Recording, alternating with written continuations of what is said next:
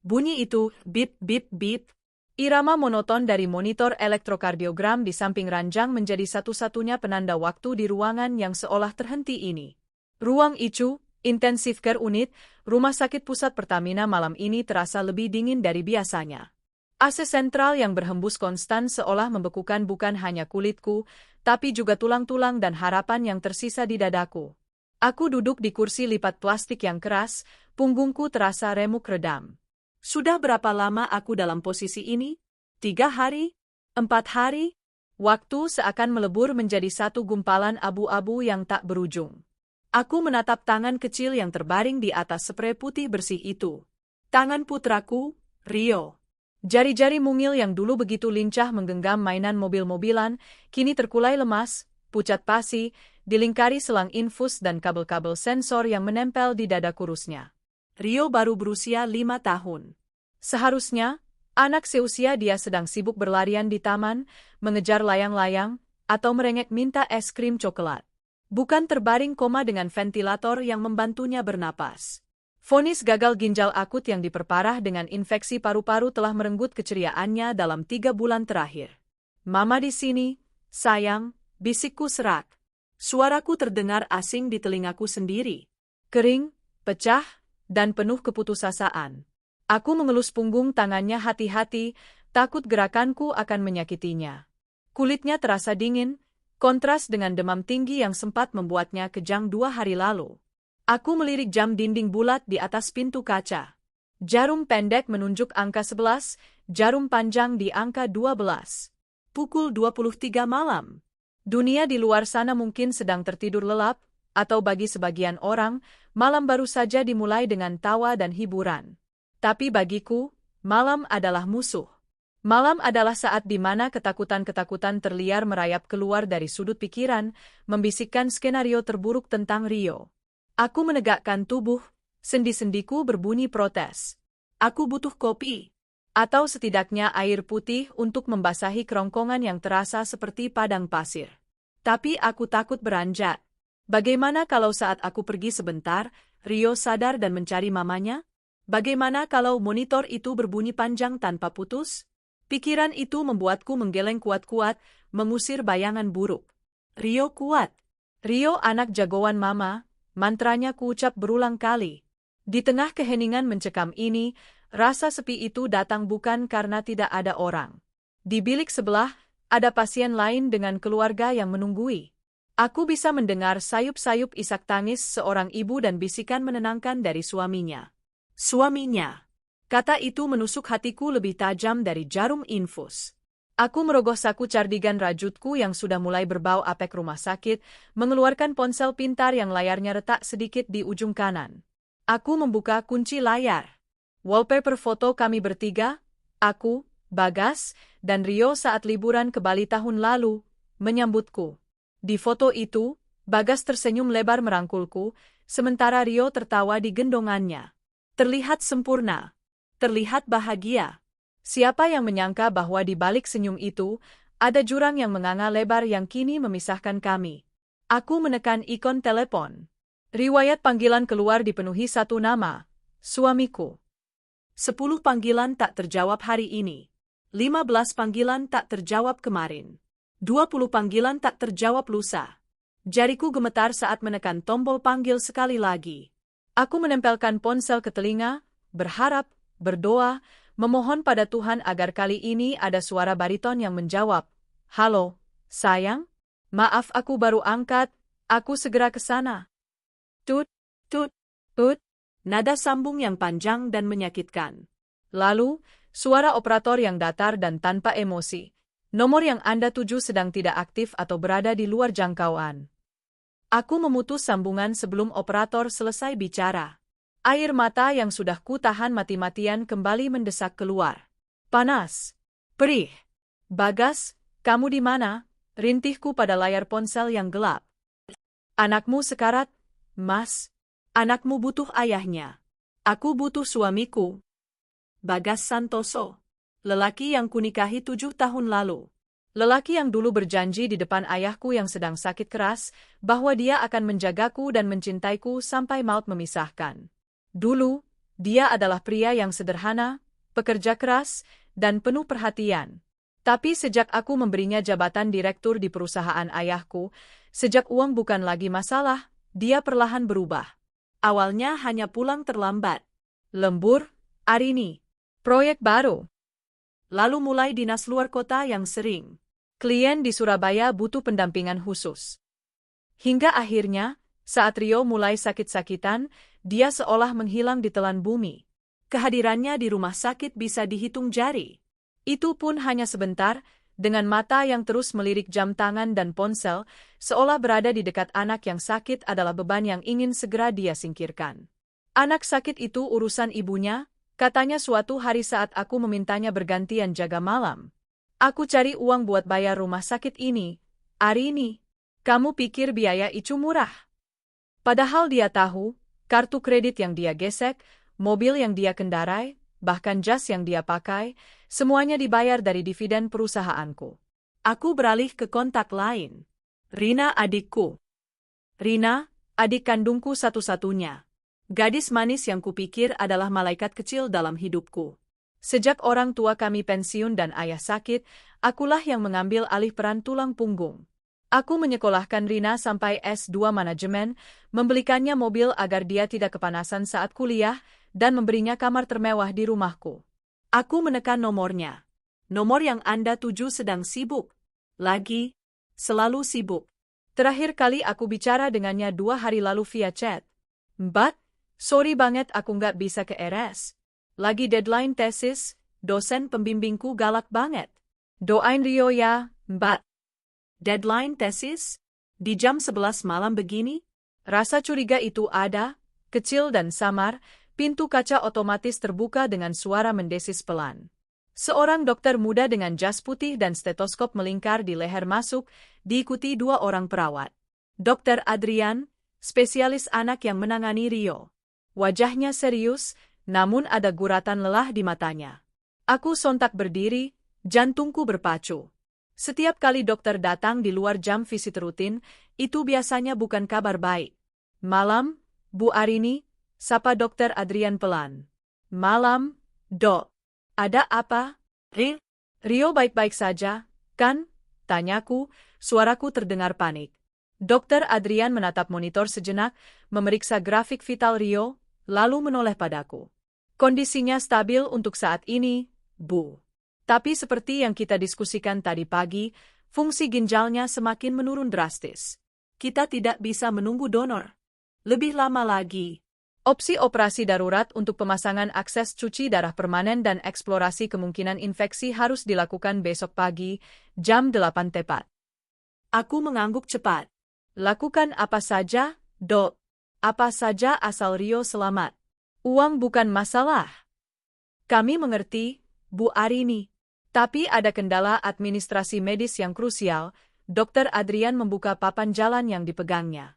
Untuk tindakan besok, kami membutuhkan data riwayat alergi obat Rio yang lengkap dari rumah sakit sebelumnya saat dia operasi usus buntu 2 tahun lalu.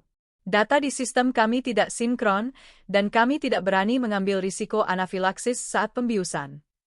Data-data alergi. Aku mencoba mengingat-ingat. Iya, Bu. Buku merah kesehatan Rio. Biasanya orang tua menyimpannya. Di situ tercatat semua riwayat alergi antibiotik golongan tertentu. Kami butuh fisik bukunya atau fotonya yang jelas malam ini juga untuk dipelajari tim anestesi. Mataku terbelalak. Buku merah. Aku tahu buku itu. Buku bersampul plastik merah bergambar teddy bear. Buku itu ada di brankas di kamar tidurku. Di rumah. Ya, Tuhan? Aku memijat pelipisku. Bukunya ada di rumah, Dok. Di brankas. Apakah ada orang di rumah yang bisa mengantarkannya? Atau memfotokannya? Tanya Dokter Adrian. Aku terdiam. Bagas, Rina, mereka seharusnya ada di rumah. Mobil mereka ada di sana tadi pagi saat aku berangkat, atau aku berasumsi begitu. Saya coba hubungi suami saya lagi, Dot, kataku dengan suara bergetar. Aku mencoba menelepon Bagas lagi di depan dokter. Nihil. Aku mencoba menelepon Rina. Nihil. Aku mencoba menelepon telepon rumah, landline. Tut, Tak ada yang mengangkat. Padahal ada pembantu di sana, tapi jam segini Embot Nah pasti sudah tidur di pavilion belakang yang terpisah, dan dia tuli kalau sudah tidur. Telepon rumah ada di ruang tengah lantai 1 dan di kamar tidur utama lantai 2. Jika Bagas ada di rumah, kenapa dia tidak mengangkat telepon rumah yang deringnya nyaring itu? Tidak diangkat, Dok, kataku, rasa malu mulai menjalar. Malu karena di saat genting seperti ini, aku terlihat seperti wanita yang diabaikan keluarganya sendiri. Mungkin mereka sudah tidur lelap karena kelelahan. Dokter Adrian menatapku dengan sorot iba yang justru membuatku semakin sakit. Dia pasti bertanya-tanya, di mana suami ibu ini? Kalau begitu, ibu harus mengambilnya. Maaf sekali, Bu Arini. Tapi ini prosedur keselamatan. Kami tidak bisa membius Rio tanpa data itu. Baik, Dok. Saya akan pulang. Saya akan ambil sendiri. Tapi ibu terlihat sangat lelah. Apa ibu sanggup menyetir? Saya sanggup, jawabku tegas, padahal lututku gemetar. Kekuatan seorang ibu adalah satu-satunya bahan bakar yang tersisa di tubuhku. Hati-hati di jalan, Bu. Rio kami pantau ketat. Ibu tenang saja. Aku menatap Rio sekali lagi. Mencium keningnya yang hangat. Tunggu Mama ya, Nak. Mama pulang sebentar ambil buku kamu. Mama janji akan ngebut. Mama akan segera kembali. Koridor rumah sakit terasa sangat panjang saat aku berjalan menuju lift. Bau karbol menyengat hidung. Lampu-lampu neon berkedip suram. Di lobi, satpam yang berjaga mengangguk hormat padaku. Mau pulang sebentar, Bu? Iya, Pak. Ada berkas ketinggalan. Aroma parfum mobil wangi kopi yang biasanya menenangkan, kini terasa mual di perutku yang kosong. Aku menyalakan mesin. Jam di dashboard menunjukkan pukul 23.30. Langit Jakarta menangis malam itu. Begitu mobilku keluar dari area rumah sakit, hujan deras langsung menghantam kaca depan. Wiper bergerak panik ke kiri dan ke kanan, beradu dengan derasnya air. Pikiranku melayang tak tentu arah. Kenapa Bagas tidak bisa dihubungi? Apa dia marah padaku? Marah karena apa? Karena aku terlalu fokus pada Rio? Tapi Rio anaknya juga. Dan Rina, kenapa dia juga menghilang? Sebuah ingatan melintas. 3 bulan lalu, saat ulang tahun Rina, kami merayakannya di restoran mewah. Bagas memberikan kado kalung emas putih. Saat itu aku tidak curiga, aku pikir itu wajar sebagai kakak ipar yang baik. Tapi sekarang, saat aku memutar ulang ingatan itu, aku melihat cara Rina menatap Bagas saat menerima kado itu. Tatapan yang terlalu berbinar, terlalu intim.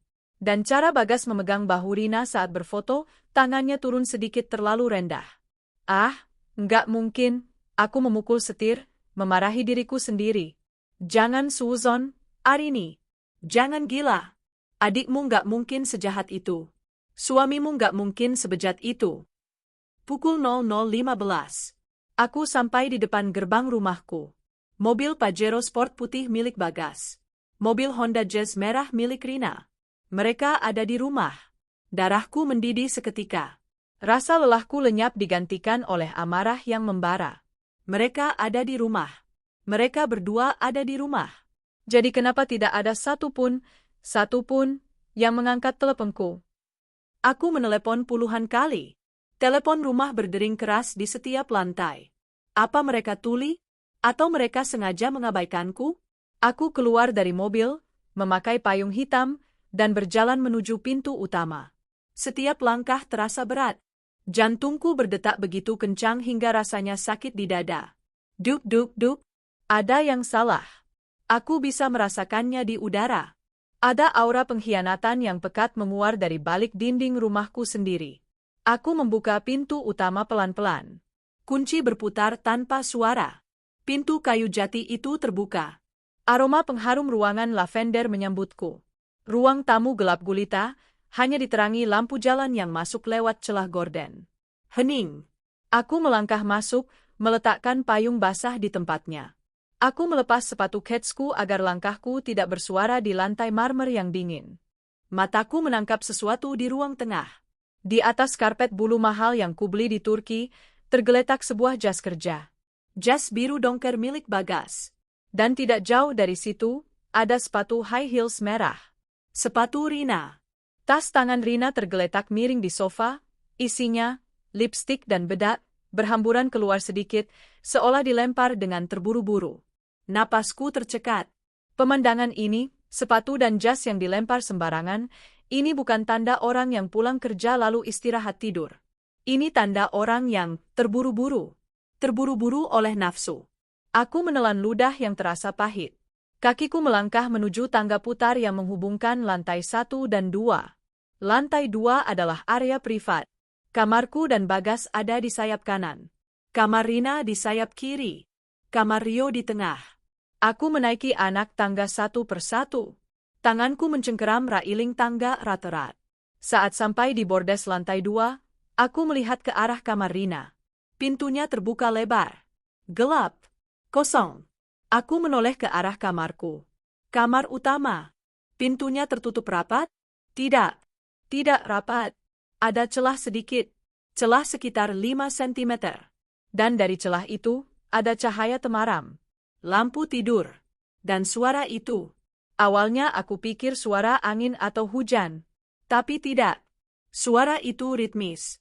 Suara pegas kasur yang berderit pelan. Lalu suara lain. Suara desahan napas. Suara tawa kecil yang tertahan. Mas, pelan-pelan. Suara itu, aku mengenalnya. Aku mengenal suara itu sejak dia bayi. Suara adikku. Rina. Duniaku runtuh detik itu juga. Jadi ini alasannya? Jadi ini alasan kenapa teleponku tidak diangkat? Jadi ini alasan kenapa mereka sibuk?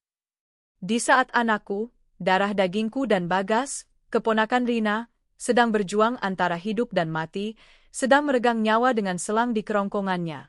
Ayahnya dan tantenya sedang, biadab, bisikku. Air mata menetes, tapi kali ini bukan air mata kesedihan. Ini air mata kebencian murni. Aku tidak boleh langsung masuk. Kalau aku masuk sekarang, mengamuk, menjambak rambut Rina dan memukul Bagas, mereka akan menyangkal nanti. Mereka akan bilang aku salah paham. Mereka akan memutarbalikkan fakta di depan orang tua kami.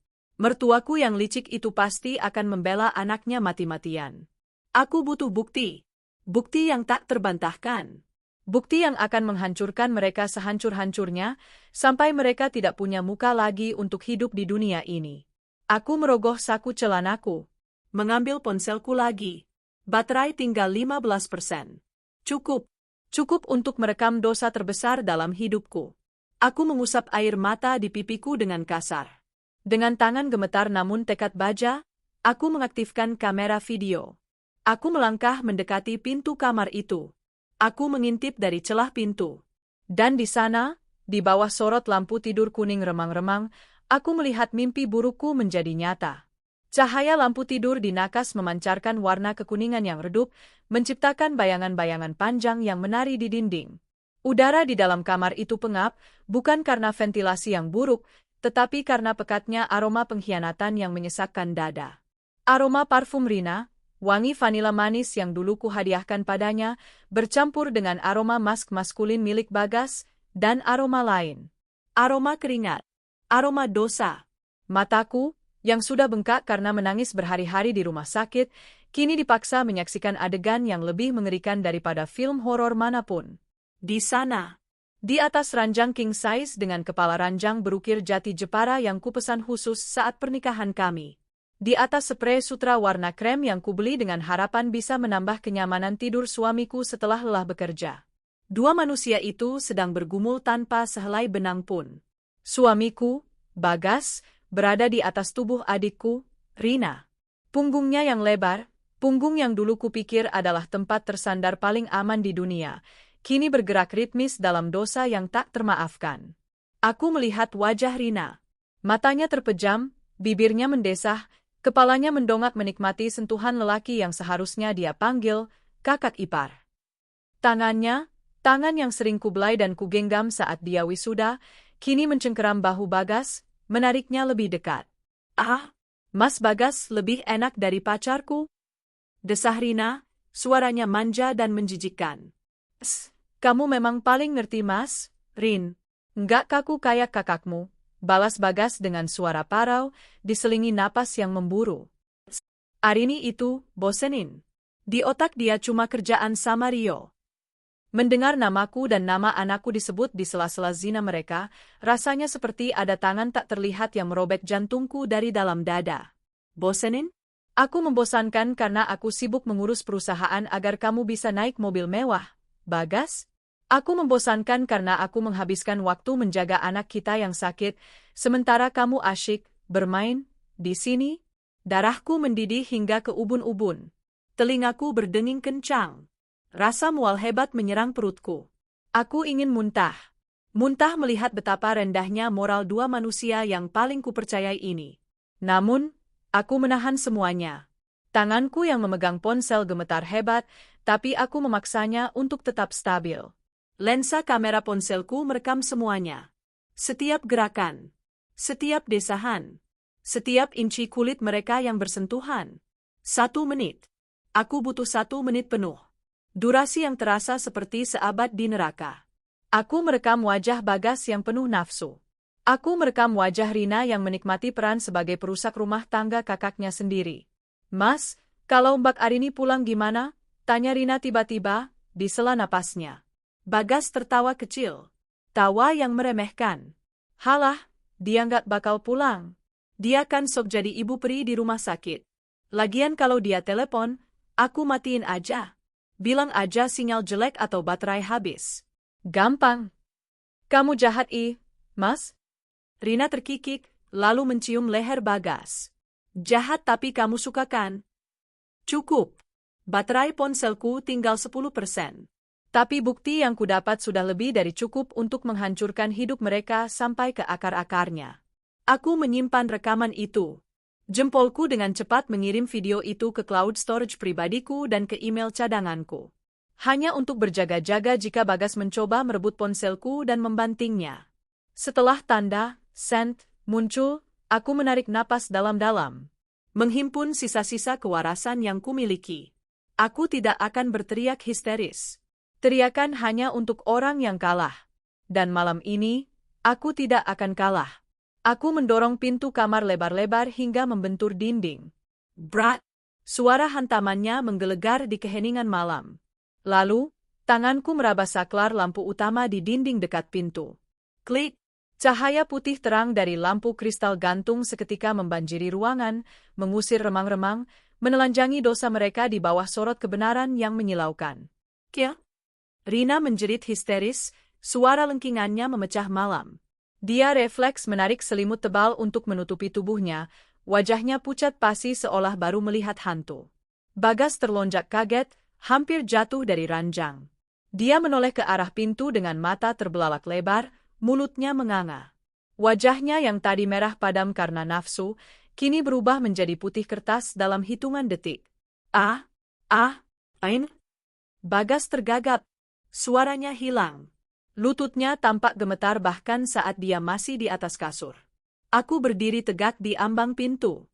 Masih mengenakan pakaian kusut yang kupakai selama 3 hari di rumah sakit. Wajahku tanpa makeup, mataku bengkak, rambutku lepek. Penampilanku mungkin berantakan, tapi auraku saat itu, aku yakin, lebih menakutkan daripada malaikat pencabut nyawa. Aku tidak menangis. Air mataku sudah kering saat merekam tadi. Yang tersisa kini hanya tatapan dingin. Datar. Tanpa emosi. Aku mengangkat ponselku, menunjukkan layarnya yang masih menyala ke arah mereka. Lanjutkan, kataku. Suaraku tenang, terlalu tenang, namun tajam seperti silet. Kenapa berhenti? Penontonnya baru datang. Sayang lo, akting kalian bagus sekali. Chemistry-nya dapat banget. Keheningan yang canggung menyergap. Hanya suara napas panik mereka yang terdengar. Mbak Arini ini nggak seperti yang Mbak lihat. Rina mulai menangis, air mata buaya meluncur deras di pipinya. Aku dipaksa Mas Bagas, Mbak. Bagas melotot ke arah Rina. Apa-apaan kamu, Rin? Kamu yang godain aku duluan tadi di ruang tamu. Kamu yang mulai. Kamu yang mau. Aku tertawa. Tawa pendek yang kering.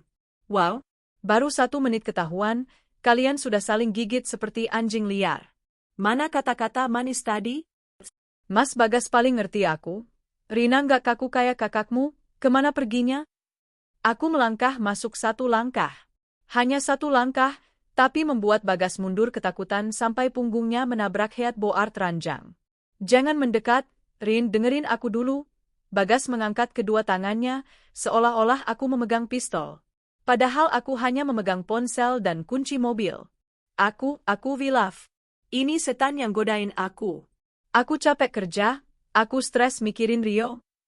Jangan sebut nama Rio, bentakku. Suaraku menggelegar, membuat Rina semakin meringkuk di balik selimut. Kamu bilang kamu stres mikirin Rio? Di saat Rio kejang-kejang, kamu di mana? Di saat Rio butuh darah, kamu di mana? Di saat anakmu sekarat malam ini, dan aku meneleponmu puluhan kali seperti orang gila, ternyata kamu sedang sibuk memasukkan adik iparmu sendiri di ranjang istrimu. Aku melempar tas tanganku ke lantai dengan keras. Buk! Kalian berdua menjijikkan. Sampah! Aku menatap Rina yang masih sesenggukan. Dan kamu, Rina. Adikku sayang. Adik yang kubiayai hidupnya. Adik yang kuberi makan. Adik yang kubelikan mobil. Ternyata cita-citamu bukan jadi menir, tapi jadi pelacur di rumah kakakmu sendiri. Mbak, maafin Rina. Mbak, Rina salah. Rina ngaku salah.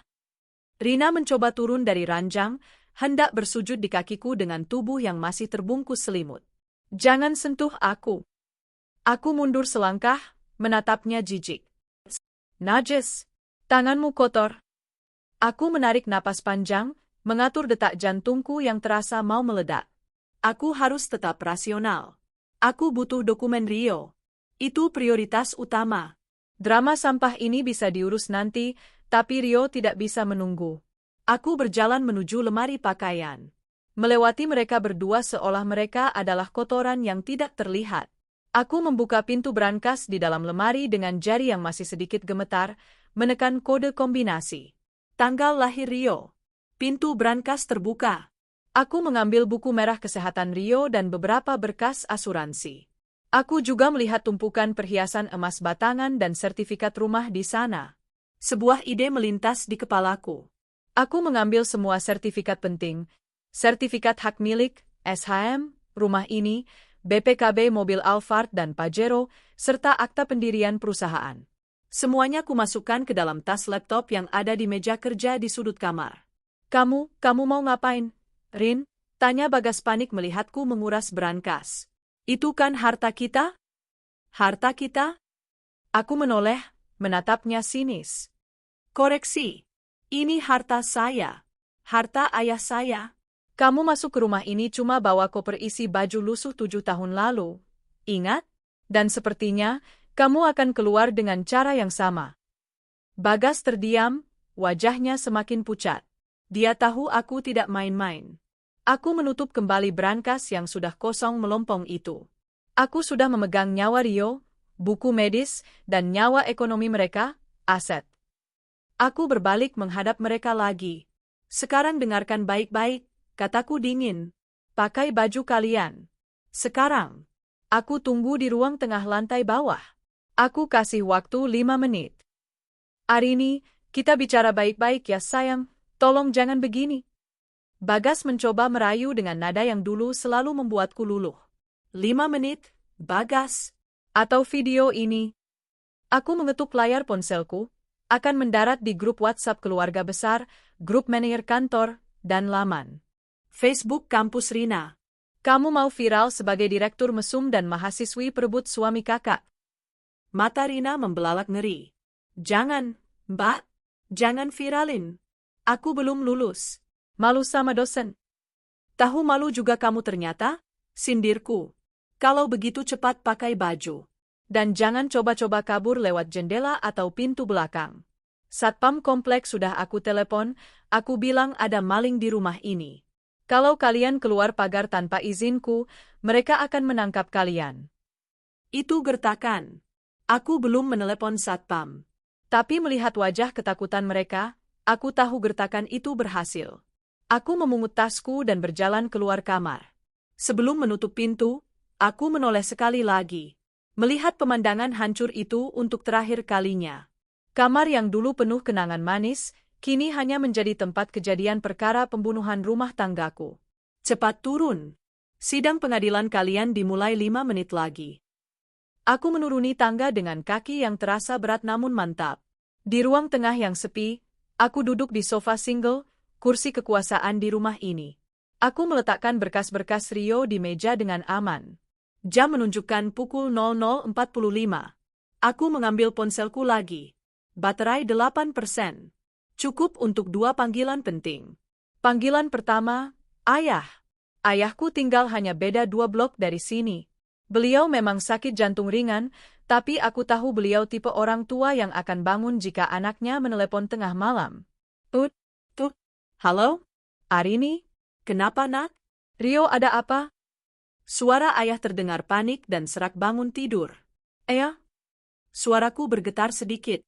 Aku menahan tangis agar ayah tidak jantungan. Ayah, tolong ke rumah Arini sekarang sama ibu. Penting, ya. Bukan soal Rio, tapi soal keselamatan Arini di rumah. Apa? Ada maling? Ayah bawa pentungan. Bukan maling harta, ya. Maling yang lebih jahat. Tolong datang sekarang ya. Jangan tanya kenapa dulu. Cepat ya, ya. Iya, ayah berangkat sekarang. Panggilan kedua, ibu mertua, Bu Ratna. Wanita yang selalu membanggakan anaknya setinggi langit dan merendahkanku karena dianggap kurang telaten, mengurus suami. Tut. Lama sekali. Akhirnya diangkat. Halo, aduh, siapa sih malam-malam? Bu Ratna. Ini Arini. Arini? Kamu nggak punya sopan santun ya nelepon jam segini? Mentang-mentang orang kaya. Datang ke rumah saya sekarang, Bu. Bawa Pak Haryo. Heh? Ngapain? Besok kan bisa. Datang sekarang untuk menjemput anak kebanggaan ibu. Atau saya panggilkan polisi untuk menyeretnya keluar karena perzinahan di rumah saya. Hening sejenak di ujung telepon. Apa maksudmu? Perzinahan? 10 menit, Bu. Kalau ibu tidak sampai sini dalam 10 menit, video anak ibu sedang ehem-ehem dengan adik iparnya sendiri akan saya putar di layar LED perempatan jalan. Aku memutus sambungan. Jantungku berdetak lebih tenang sekarang. Adrenalin mengambil alih rasa sedih. Aku merasa seperti jenderal perang yang sedang mengatur strategi. Tak lama kemudian, terdengar langkah kaki ragu-ragu menuruni tangga. Bagas dan Rina turun. Mereka sudah berpakaian lengkap, tapi acak-acakan. Bagas memakai kaos oblong terbalik dan celana pendek. Rina memakai daster rumahan yang biasa dia pakai. Ironisnya, daster itu dulu aku yang membelikan. Wajah mereka menunduk. Tak berani menatapku. Duduk yang jauh-jauhan, perintahku tajam. Jangan bikin sofa mahalku makin najis. Rina buru-buru menggeser duduknya ke ujung sofa, menjauhi Bagas. Aku menatap mereka dalam diam. Menikmati ketakutan di mata mereka. Sambil menunggu orang tua kami datang. Suara jarum jam dinding yang berdetak tik-tik terdengar seperti palu godam yang menghantam keheningan ruang tamu. Di luar, hujan masih turun dengan derasnya, seolah alam semesta sedang menangis atau mungkin sedang mencuci dosa-dosa yang mengotori rumahku malam ini. Namun, gemuruh petir di langit tak sebanding dengan gemuruh amarah yang tertahan di dadaku. Aku duduk di single sofa bludru abu-abu, menyilangkan kaki dengan anggun meski batinku berantakan. Di hadapanku, di sofa panjang berbahan kulit yang biasanya menjadi tempat kami menonton film keluarga sambil tertawa, kini duduk 2 pesakitan. Bagas dan Rina. Mereka duduk berjauhan, terpisah sekitar 1 meter, namun ketegangan di antara mereka begitu nyata seolah ada tembok api yang memisahkan. Bagas terus-menerus meremas jemari tangannya, kakinya bergerak gelisah mengetuk-ngetuk lantai marmer. Sesekali matanya melirik ke arah pintu utama, mungkin berharap ada keajaiban yang membuatnya bisa menghilang dari situasi ini. Sementara Rina, adikku yang malang, atau lebih tepatnya, adikku yang licik, hanya menunduk dalam, rambut panjangnya yang kusut menutupi wajahnya, bahunya terguncang pelan oleh isak tangis yang entah tulus atau sekadar air mata buaya. Sudah jam 1 malam, gumam Bagas pelan, suaranya serak. Dia memberanikan diri menatapku sekilas. Rin, Arini, apa perlu sampai memanggil orang tua? kasihan ayah kamu kan sakit jantung. Kasihan ibu juga. Kita selesaikan sendiri ya? Aku janji akan. Diam, potongku dingin. Aku tidak perlu berteriak. Satu kata itu, diucapkan dengan nada datar tanpa emosi, sudah cukup untuk membungkam mulutnya. Kamu baru peduli soal jantung ayah sekarang? Tanyaku sinis, mataku menatap tajam ke manik matanya yang ketakutan.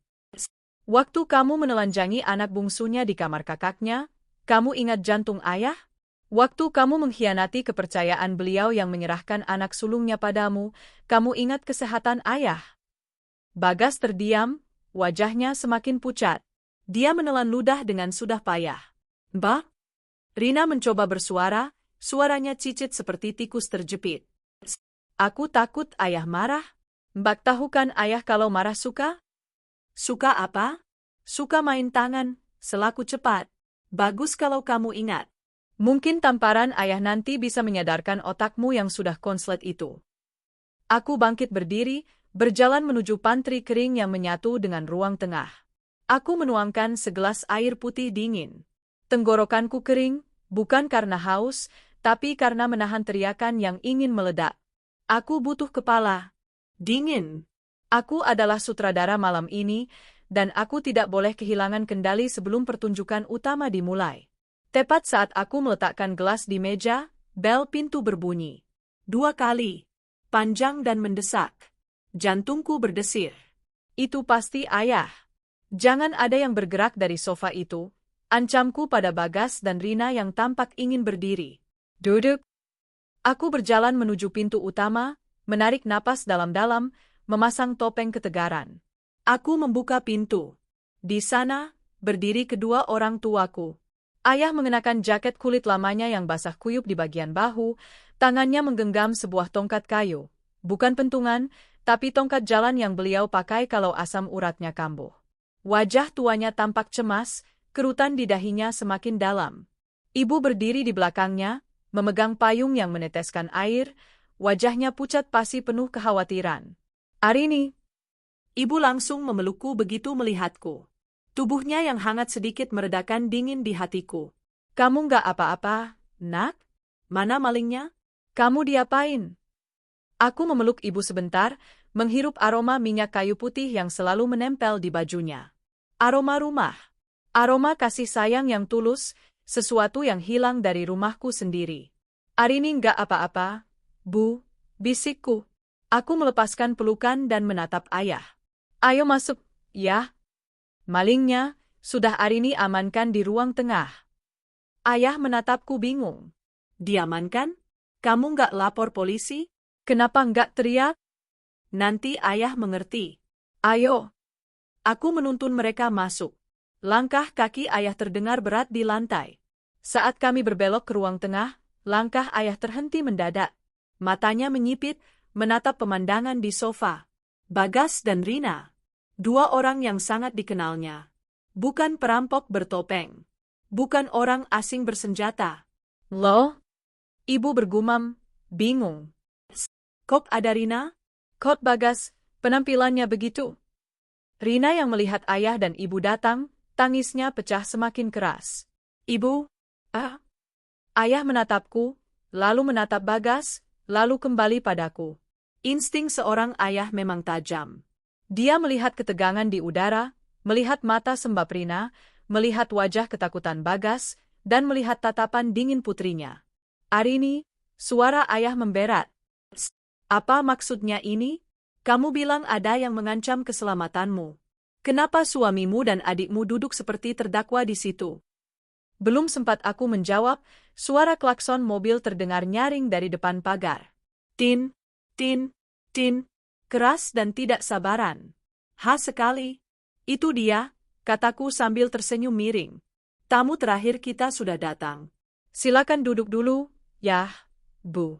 Nanti Arini jelaskan semuanya sekaligus. Biar adil. Ibu menuntun ayah duduk di sofa single yang lain. Mereka menatap Rina dan Bagas dengan tatapan bertanya-tanya, tapi Rina hanya menutup wajahnya dengan tangan, tak berani menatap mata orang tuanya. Bagian 3, Kedatangan Sang Ratu Drama. Aku kembali membuka pintu. Kali ini, di teras berdiri Bu Ratna dan Pak Haryo. Bu Ratna mengenakan daster batik yang dilapisi kardigan mewah, rambutnya digulung asal-asalan. Wajahnya masam, bibirnya mengerucut kesal. Pak Haryo, ayah mertuaku yang pendiam dan selalu menurut pada istrinya, berdiri memegang payung di belakangnya. Ya ampun, Arini. Bu Ratna langsung menyembur begitu pintu terbuka. Kamu ini benar-benar keterlaluan ya. Tengah malam, hujan deras begini, kamu suruh kami datang? Memangnya ada kebakaran? Atau kamu cuma mau pamer kuasa di rumah ini? Dia mengibaskan cipratan air dari bajunya dengan kasar, seolah air hujan itu adalah kuman penyakit. Masuk, Bu. Pak, kataku singkat, tidak berniat berbasa-basi. Mana Bagas? Bu Ratna melenggang masuk tanpa permisi, melewati aku begitu saja. Bagas, kamu di mana, Nak? Saat Bu Ratna sampai di ruang tengah dan melihat formasi lengkap itu, ayah dan ibuku yang duduk tegang, serta Bagas dan Rina yang seperti pesakitan, langkahnya terhenti. Loh, Pak Darmawan? Bu Siti? Bu Ratna menatap besanku dengan alis terangkat. Kok kalian juga ada di sini? Ini ada arisan keluarga dadakan atau apa? Bagas mengangkat wajahnya. Bu, panggilnya lirih. Bu Ratna segera menghampiri anaknya. Naluri induk yang ingin melindungi anaknya langsung keluar. Astaga, Bagas, kamu kenapa pucat begini? Kamu sakit? Ah, matanya mendelik ke arahku. Istrimu bikin ulah lagi. Silakan duduk, Bu Ratna. Suaraku memotong drama ibu dan anak itu. Aku berdiri di tengah ruangan, di depan televisi layar datar 60 inci yang mati hitam. Saya mengundang kalian semua ke sini bukan untuk arisan, mulaku. Suaraku tenang namun berwibawa, menekan setiap gejolak emosi di dada. Saya mengumpulkan kalian karena ada hal penting menyangkut masa depan keluarga kita. Menyangkut Rio. Menyangkut saya. Dan menyangkut dua orang yang duduk di sofa itu. Ayahku menegakkan punggungnya. Bicara yang jelas, Arini. Ayah mulai tidak enak perasaannya. Aku mengambil kabel HDMI yang tergeletak di meja TV. Dengan gerakan perlahan dan sengaja, aku menyambungkannya ke ponsel pintarku. Tadi malam, Rio butuh data medis dari rumah. Saya menelepon Bagas puluhan kali. Saya menelepon Rina puluhan kali. Tidak ada yang mengangkat. Padahal mereka ada di rumah ini, ceritaku sambil terus mengutak-atik ponsel. Mungkin mereka tidur, Arini. Namanya juga orang capek kerja, bela Bu Ratna cepat. Kamu jangan suzon terus sama suami. Benar, Bu. Mereka memang sedang bekerja keras, jawabku syarat sarkasme. Sangat keras sampai tidak mendengar telepon rumah yang berdering di telinga mereka. Layar TV menyala. Menampilkan mirroring dari layar ponselku. Galeri video terbuka.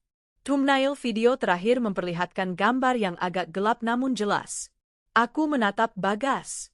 Dia menggeleng pelan, memohon dengan matanya. Jangan, Rin. Tolong jangan. Aku tidak peduli. Belas kasihku sudah mati 3 jam yang lalu saat aku melihat mereka bergumul. Ayah, Ibu, Pak Haryo, Bu Ratna, kataku lantang. Mohon perhatikan layar di depan. Ini adalah alasan kenapa Rio hampir kehilangan nyawanya karena keterlambatan data. Dan ini adalah alasan kenapa saya memanggil kalian tengah malam buta. Jariku menekan tombol play. Video dimulai. Suara desahan napas yang berat dan suara pegas kasur yang berderit langsung memenuhi ruangan itu, keluar dari sound system mahalku yang jernih. Kualitas audionya begitu tajam, seolah-olah adegan itu sedang terjadi live di depan kami. Gambar di layar bergoyang sedikit, lalu fokus. Cahaya lampu tidur remang-remang memperlihatkan 2 sosok manusia di atas ranjang. Mas Geli. Suara Rina terdengar manja di speaker. SST, nanti kedengeran tetangga, suara Bagas menyahut. Di sofa, ibu menutup mulutnya dengan kedua tangan. Matanya membelalak ngeri. Ayahku terpaku. Wajahnya yang tadi bingung, perlahan memerah. Merah padam. Urat-urat di lehernya mulai menonjol. Bu Ratna mematung. Mulutnya yang tadi nyinyir kini terbuka lebar, tak mampu mengeluarkan sepatah kata pun. Pak Haryo memalingkan wajah, tak sanggup melihat layar.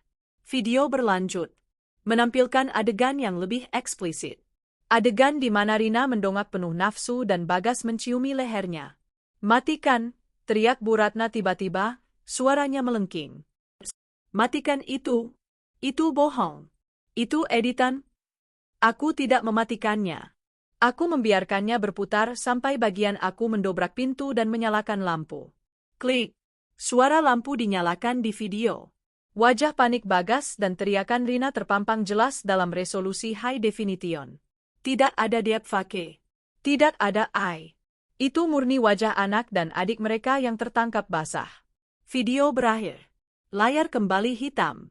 Keheningan yang mengikuti video itu jauh lebih mengerikan daripada suara petir di luar. Keheningan itu begitu padat, begitu berat, hingga rasanya sulit untuk bernapas. Itu? Suara ayah terdengar bergetar hebat. Dia menunjuk ke arah Rina dengan jari telunjuk yang gemetar.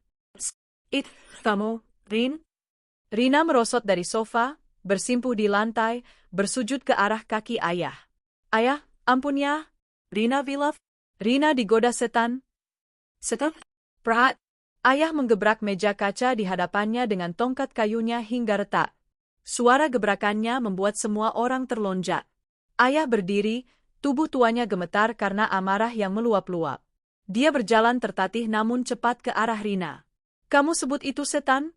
teriak ayah, suaranya pecah oleh tangis kemarahan. "Setan apa yang menyuruhmu meniduri suami kakakmu sendiri?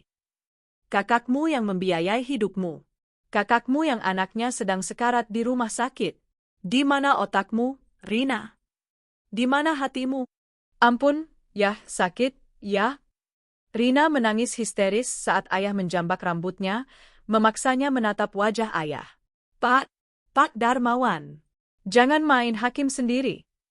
Bu Ratna berteriak, mencoba membela, tapi dia sendiri tidak berani mendekat karena melihat kilatan mata ayahku.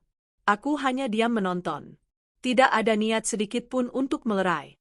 Ayah melepaskan Rina dengan kasar hingga adikku itu terjerembab ke lantai. Lalu ayah beralih menatap Bagas. Bagas menciut. Dia mencoba bersembunyi di balik ibunya. "Dan kamu?" Ayah menunjuk Bagas dengan tongkatnya. Ujung tongkat itu hanya berjarak beberapa senti dari hidung Bagas. "Saya nikahkan putri saya dengan kamu baik-baik. Saya serahkan tanggung jawab saya sebagai bapak ke pundak kamu. Saya pikir kamu laki-laki. Ternyata kamu cuma binatang." "Pak, tolong Pak, saya bisa jelaskan?" Bagas mengangkat tangan memohon. Ayah meludah tepat ke wajah Bagas. "Jangan pernah panggil saya bapak lagi. Mulai detik ini, kamu bukan menantu saya." "Dan kamu?" Ayah menunjuk Rina yang masih menangis di lantai. "Kamu bukan anak saya lagi. Mati saja kalian berdua." Tubuh ayah limbung. Ibu segera menangkapnya sambil menangis. "Pak, istighfar Pak, ingat jantung Bapak." Aku menoleh ke arah mertuaku. Bu Ratna tampak shock, tapi egonya masih tinggi. Wajahnya merah, antara malu dan marah. "Jadi ini rencanamu, Arini?" desis Bu Ratna, matanya menatapku penuh kebencian. "Kamu sengaja mempermalukan kami seperti ini? Kamu rekam aib suami kamu sendiri." Aku tertawa kecil. Tawa yang hambar. "Aib? Ibu sebut ini aib suami saya? Ini kejahatan, Bu. Dan saya bukan mempermalukan kalian."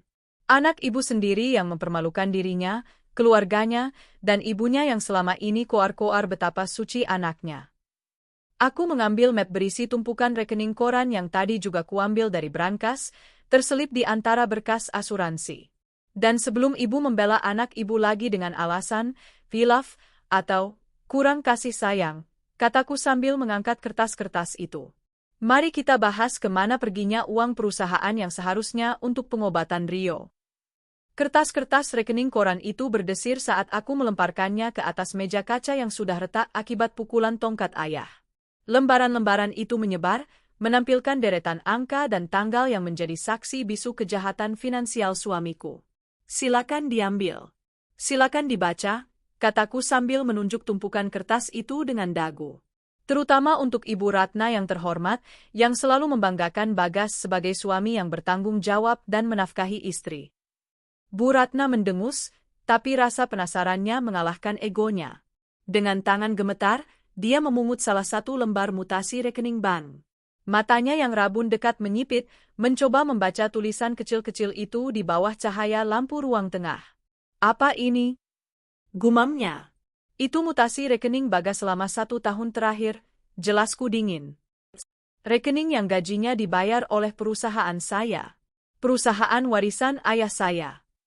Aku melangkah mendekat, menunjuk sebuah baris transaksi yang sudah aku tandai dengan stabilo merah. Lihat tanggal 15 bulan lalu.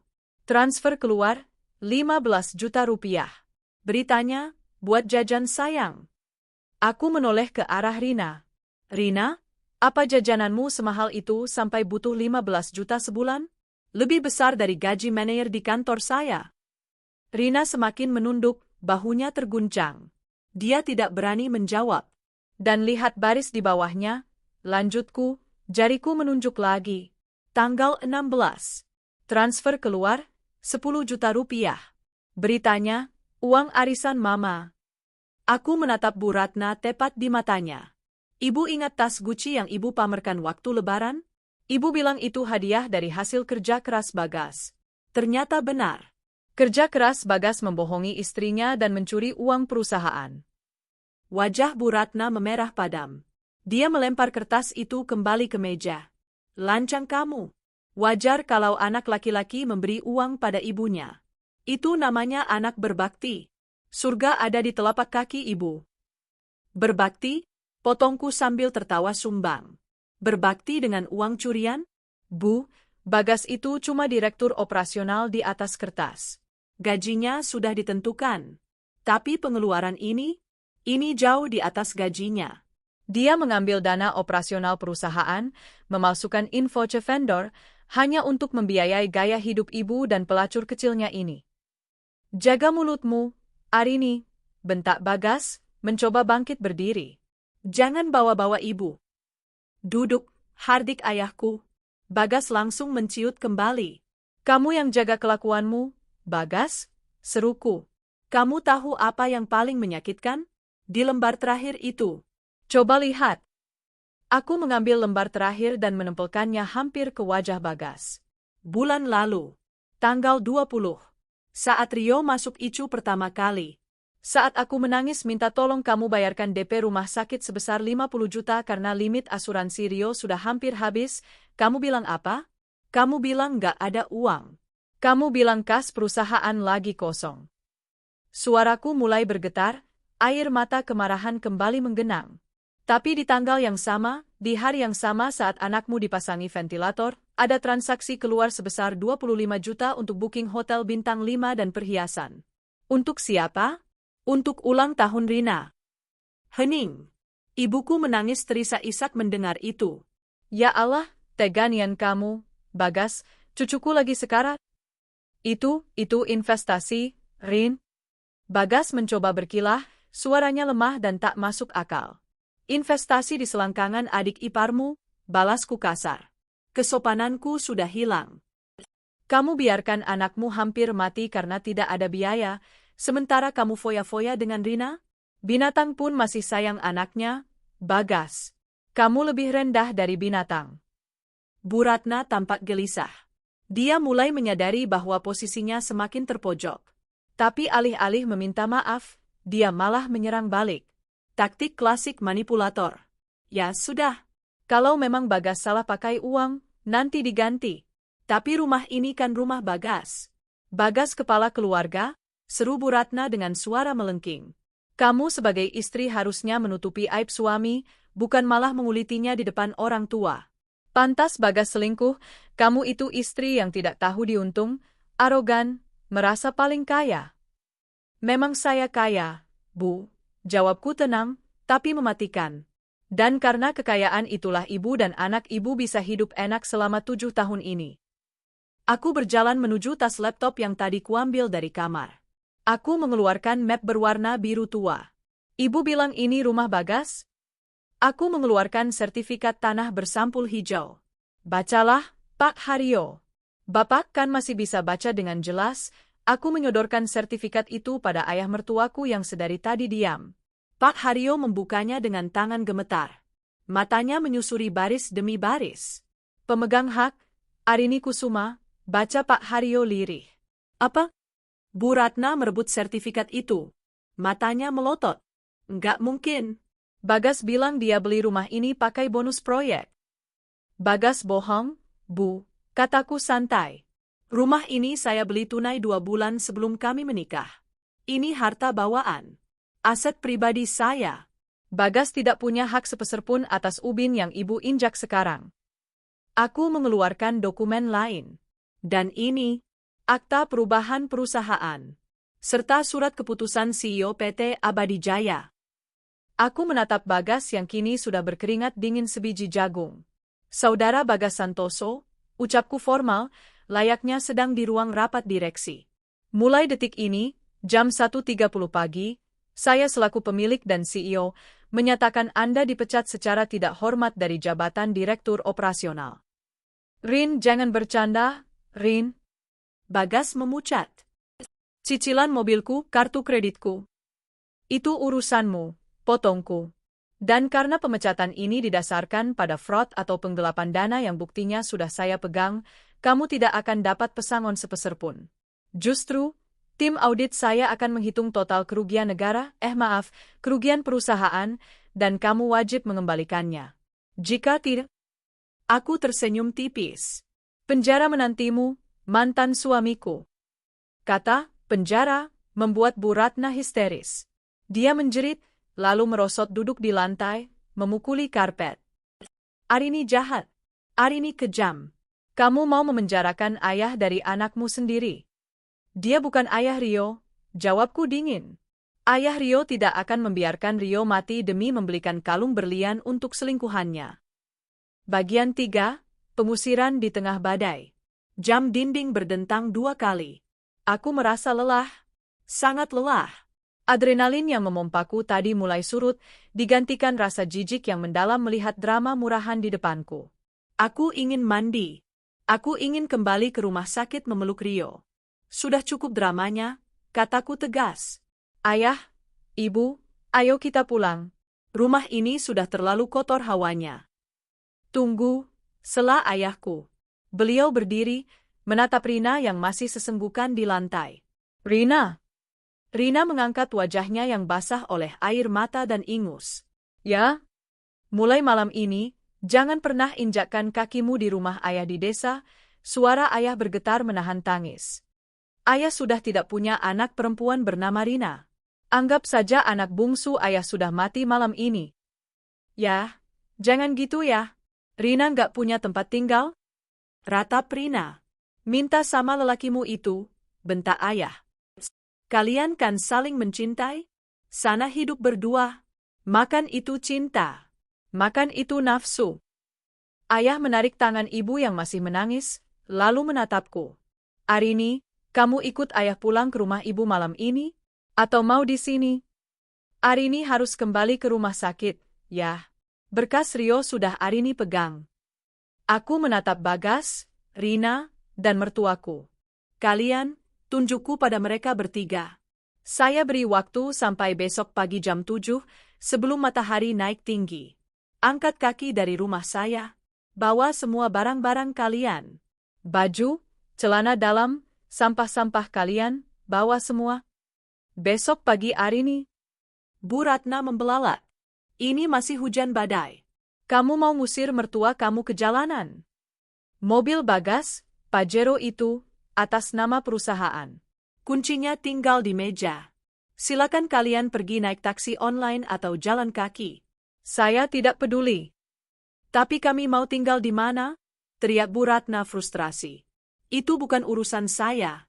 Mungkin kalian bisa menyewa satu kamar kos sempit bertiga? Uang arisan ibu kan banyak? Atau perhiasan Rina bisa dijual? Sindirku. Aku mengambil kunci mobil Pajero dan kunci Honda Jazz Rina, yang juga aset kantor, dari gantungan kunci di dekat pintu. Dan jangan coba-coba mengambil barang berharga milik saya di rumah ini. Ada CCTV di setiap sudut. Kalau ada satu sendok pun yang hilang, saya laporkan sebagai pencurian. Aku memegang gagang pintu utama, membukanya lebar-lebar. Angin malam yang dingin dan cipratan hujan langsung masuk. Silakan keluar dari hidup saya. Bagas menatapku dengan pandangan hancur. Rin, aku mantan, koreksiku. Sampai ketemu di pengadilan agama dan pengadilan negeri. Aku berjalan keluar menembus hujan menuju mobilku, meninggalkan mereka yang masih terpaku di ruang tamu mewah yang sebentar lagi hanya akan menjadi kenangan bagi mereka. Ayah dan ibu mengikutiku dari belakang, masuk ke mobil mereka sendiri. Saat aku menyalakan mesin mobil, aku melihat dari kaca spion. Bagas sedang menjambak rambutnya sendiri frustrasi. Bu Ratna memukuli bahu Rina, menyalahkannya. Dan Rina hanya bisa menangis meraung-raung. Pemandangan yang indah. Aku menginjak gas, melesat kembali menuju rumah sakit. Menuju satu-satunya lelaki yang pantas mendapatkan cintaku, Rio. Namun, di tengah jalan, ponselku bergetar. Sebuah pesan masuk dari Bagas. Rin, tolong jangan begini. Aku punya rahasia perusahaan yang bisa bikin kamu bangkrut kalau kamu pecat aku. Aku tidak membalasnya. Aku hanya menekan tombol blok. Pukul 2.15 dini hari saat aku kembali menginjakkan kaki di lobi rumah sakit. Langkahku bergegas menuju ruang ICU. Di tangan kiriku, aku mendekap erat buku merah Rio dan berkas asuransi, seolah itu adalah harta karun paling berharga di dunia. Dan memang, saat ini, itu jauh lebih berharga daripada tumpukan berlian Rina. Dokter Adrian, panggilku pelan saat melihat sang dokter masih berjaga di pos perawat. Dokter muda itu menoleh, wajah lelahnya sedikit cerah melihat kedatanganku. Bu Arini, syukurlah ibu cepat kembali. Bagaimana? Datanya ada? Ada, dok. Lengkap. Aku menyerahkan buku itu. Ini riwayat alergi Rio, dan ini persetujuan tindakan medis yang sudah saya tanda tangani. Lakukan apa saja untuk menyelamatkan putra saya. Dokter Adrian membuka buku itu dengan cepat, memindai isinya, lalu mengangguk tegas. Ini yang kami butuhkan. Terima kasih, Bu. Tim anestesi akan segera mempelajarinya. Kami akan majukan jadwal operasi Rio ke jam 6 pagi ini, mumpung kondisinya sedang stabil. Terima kasih, Dok. Saat dokter berlalu, kakiku terasa lemas. Aku duduk kembali di kursi tunggu yang sama, di lorong dingin yang sama. Namun kali ini, rasanya berbeda. Aku tidak lagi merasa sebagai korban yang tak berdaya. Aku adalah ibu yang memegang kendali. Sambil menunggu fajar menyingsing dan operasi Rio dimulai, aku tidak tidur. Adrenalin sisa pertengkaran tadi masih mengalir deras. Aku membuka laptop kerjaku yang selalu kubawa. Koneksi Wi-Fi rumah sakit cukup kencang. Aku membuka email dan menulis pesan baru. Penerimanya adalah Pak Sanjaya, pengacara senior kepercayaan almarhum ayahku yang terkenal tanpa ampun dalam kasus sengketa perusahaan. Subjek, gugatan perceraian laporan pidana penggelapan dana, Bagas Santoso. Jariku menari lincah di atas keyboard. Tidak ada keraguan sedikitpun. Dengan hormat, Pak Sanjaya. Saya ingin mengajukan gugatan cerai terhadap suami saya, Bagas Santoso, dengan alasan perzinahan dan KDRT psikis. Bukti video terlampir. Selain itu, saya ingin Bapak menyiapkan berkas laporan ke kepolisian terkait tindak pidana penggelapan dana perusahaan, embezzlement, yang dilakukan Bagas selama menjabat direktur operasional. Bukti audit internal awal dan mutasi rekening terlampir. Saya ingin asetnya dibekukan pagi ini juga. Aku melampirkan semua file, video menjijikkan itu, foto rekening koran, dan bukti transfer ke Rina. Klik. Kirim. Selesai. Peluru sudah ditembakkan. Begitu matahari terbit dan Pak Sanjaya membaca email ini, hidup Bagas sebagai warga negara bebas tinggal menghitung hari. Waktu menunjukkan pukul 6.30 pagi. Rio sudah masuk ke ruang operasi setengah jam yang lalu. Aku duduk menunggu sambil memegang ponsel. Aku membuka aplikasi Smart Home CCTV yang terhubung ke kamera di rumahku. Di layar ponsel, aku melihat pemandangan yang memberikan kepuasan tersendiri. Kamera teras depan memperlihatkan suasana yang menyedihkan. Hujan sudah berhenti, tapi langit masih mendung. Di sana, di teras marmer yang basah, terlihat tumpukan koper dan kardus mie instan yang dijadikan tempat baju. Bagas terlihat sedang menelepon seseorang dengan panik, mungkin mencoba meminjam uang atau mencari tumpangan, karena aku yakin tidak ada teman kantornya yang mau membantu setelah gosip ini menyebar. Aku, tidak sengaja, memposting status wasindiran halus 1 jam yang lalu yang bisa dibaca karyawan kantor. Rina duduk di atas koper sambil menangis, matanya bengkak. Bu Ratna dan Pak Haryo berdiri dengan wajah lesu. Keanggunan Bu Ratna yang biasanya lenyap tak berbekas. Sebuah taksi online tipe low cost berhenti di depan pagar. Aku melihat Bagas dengan susah payah mengangkut koper-koper berat itu ke bagasi taksi yang sempit. Mereka berempat, Bagas, Rina, dan kedua mertuaku, memaksakan diri masuk ke dalam mobil kecil itu. Berdesak-desakan, tanpa mobil mewah, tanpa supir pribadi, tanpa hormat.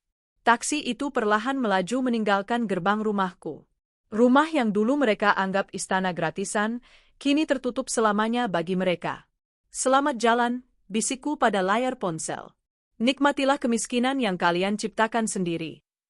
Dokter Adrian keluar dengan masker yang sudah diturunkan. Bu Arini, panggilnya. Aku berdiri, menahan napas. Operasinya sukses. Ginjal Rio merespons dengan baik. Masa kritisnya sudah lewat. Air mataku tumpah. Kali ini, air mata bahagia. 3 hari setelah operasi Rio berjalan sukses, dan seminggu setelah malam pengusiran itu, aku memutuskan untuk kembali ke kantor. Rio masih dirawat di ruang pemulihan VIP, tapi kondisinya sudah sangat stabil. Ada 2 suster pribadi dan ibuku yang setia menemaninya 24 jam. Ibuku, dengan kasih sayangnya yang tulus, memaksaku untuk membereskan kerajaan yang sempat terbengkalai. Pergilah, Nak. Tunjukkan pada mereka siapa bosnya. Jangan biarkan tikus-tikus itu menyisakan kotoran di kantormu, kata ibu pagi itu sambil merapikan kerah blazerku. Aku mengenakan setelan kerja terbaikku hari ini, blazer Armani hitam legam, celana bahan yang membalut kaki jenjangku, dan sepatu stiletto merah menyala. Merah bukan untuk menggoda, tapi merah sebagai simbol keberanian dan peringatan bahaya bagi siapa saja yang berani main-main denganku.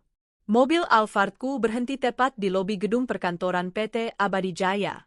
Supir pribadiku, Pak Ujang, yang sangat setia dan sudah tahu semua kebusukan Bagas, membukakan pintu. Begitu kakiku menapak lantai marmer lobi, suasana berubah. Satpam yang biasanya santai, langsung berdiri tegak memberi hormat. Resepsionis yang sedang memoles lipstik buru-buru menyembunyikan cerminnya. Selamat pagi, Bu Arini, sapa mereka serempak, nadanya bercampur antara hormat dan takut. Aku hanya mengangguk tipis di balik kacamata hitamku. Aku bisa merasakan tatapan mata para karyawan yang sedang menunggu lift. Bisik-bisik tetangga pasti sudah menyebar. Gosip tentang Bapak Direktur Operasional yang diusir istri pasti sudah menjadi menu makan siang terhangat di kantin. Aku masuk ke lift khusus eksekutif. Hanya aku sendiri. Di dinding lift yang memantulkan bayanganku, aku melihat sosok wanita yang berbeda. Arini yang dulu lembut dan sering mengalah demi ego suami, sudah mati. Yang berdiri di sini adalah Arini sang CEO. Lantai 15. Lantai direksi. Begitu pintu lift terbuka, Sekretaris Bagas, seorang gadis muda bernama Sinta yang seringkali bersikap genit pada Bagas, terlonjak kaget dari kursinya. Wajahnya pucat. Bebu Arini? Selamat pagi, cicitnya. Bapak Bagas belum datang? Aku berhenti tepat di depan meja kerjanya. Menurunkan kacamata hitamku sedikit. Tentu saja dia belum datang, Sinta. Dan tidak akan pernah datang lagi, kataku dingin. Siapkan kardus kosong. Sekarang. Kardus, Bu? Iya. Masuk ke ruangan Pak Bagas. Masukkan semua barang pribadinya. Foto-foto, muk kopi, pajangan norak di mejanya. Masukkan semua ke kardus. Saya beri waktu 15 menit. Setelah itu, panggil office Bu untuk membuangnya ke tempat sampah di basement. Sinta ternganga. Dibuang, Bu? Bukan dikirim ke rumahnya? Tempat sampah, ulangku tegas. Lakukan. Atau kamu mau ikut angkat kaki bersama bos kesayanganmu itu? Sinta langsung berlari pontang-panting mencari kardus. Aku berjalan melewati ruangan Bagas tanpa menoleh, langsung menuju ruanganku sendiri di ujung lorong. Ruanganku jauh lebih besar, tapi selama ini jarang kutempati karena aku lebih sering memantau proyek dari rumah atau lapangan. Aku menekan tombol interkom di mejaku. Panggil kepala HRD, kepala keuangan, dan ketua tim audit internal ke ruangan saya. Sekarang. Tidak ada alasan. 5 menit kemudian, 3 orang penting di perusahaanku duduk tegang di hadapanku. Pak Burhan, HRD, Bularas, Keuangan, dan Pak Edi, Audit. Saya tidak akan berbasa-basi. Bukaku sambil melempar map berisi surat keputusan yang sudah kutandatangani semalam. Terhitung mulai hari ini, Bagas Santoso resmi diberhentikan tidak hormat dari jabatannya.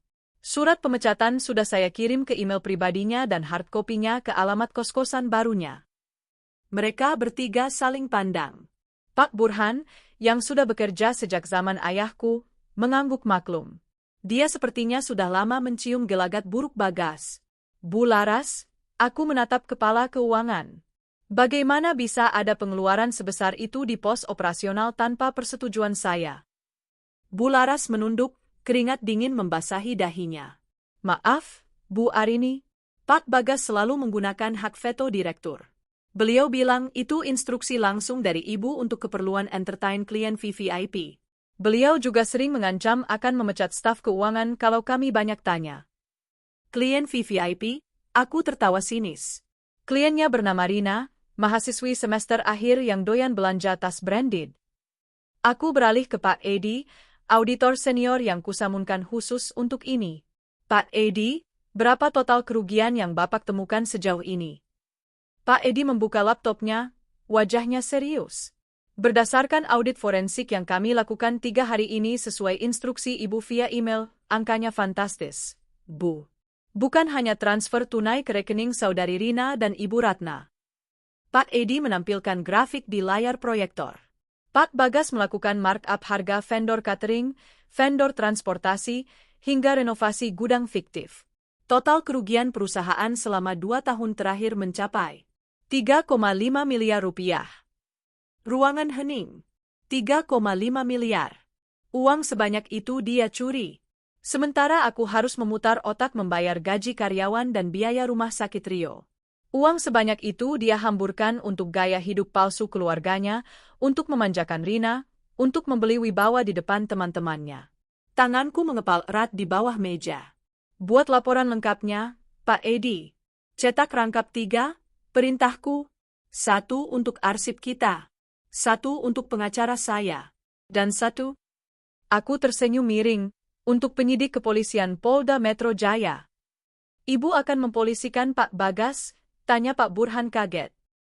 Maksud saya beliau kan ayah dari mantan suami, Pak Burhan. Dan di mata hukum, dia sekarang hanyalah seorang kriminal yang mencuri uang perusahaan. Tidak ada imunitas keluarga untuk pencuri. Saat rapat sedang berlangsung, tiba-tiba terdengar keributan dari luar ruangan. Suara teriakan dan bentakan. Minggir! Saya direktur di sini. Kalian gak tahu siapa saya? Suara itu, pintu ruanganku didobrak paksa. 2 orang satpam berusaha menahan tubuh seorang pria, tapi pria itu meronta-ronta seperti orang gila. Bagas. Penampilannya jauh berbeda dari seminggu lalu. Rambutnya acak-acakan, matanya merah dan cekung, kemejanya kusut dan ada noda kopi di bagian dada. Dia tidak lagi terlihat seperti eksekutif muda necis. Dia terlihat seperti pecandu yang sakau. Arini, teriaknya saat melihatku. Suruh anjing-anjing penjaga ini lepaskan aku. Aku memberi isyarat tangan pada satpam untuk melepaskannya, tapi tetap bersiaga di dekat pintu. Pak Burhan, Bu Laras, dan Pak Edi mundur teratur, memberikan ruang. Ada perlu apa kamu ke sini? Bukannya sudah jelas di surat pemecatan kalau kamu dilarang menginjakkan kaki di radius 100 meter dari gedung ini? Tanyaku santai, tetap duduk di kursi kebesaranku. Bagas berjalan mendekat, napasnya memburu. Kamu nggak bisa seenaknya mecat aku, Rin. Aku punya andil membesarkan perusahaan ini. Aku punya hak pesangon. Aku punya hak saham. Andil? Aku mengangkat alis. Andilmu cuma menghabiskan kopi di pantry dan tidur dengan adik iparmu di jam kerja, oh maaf, di jam lembur fiktifmu.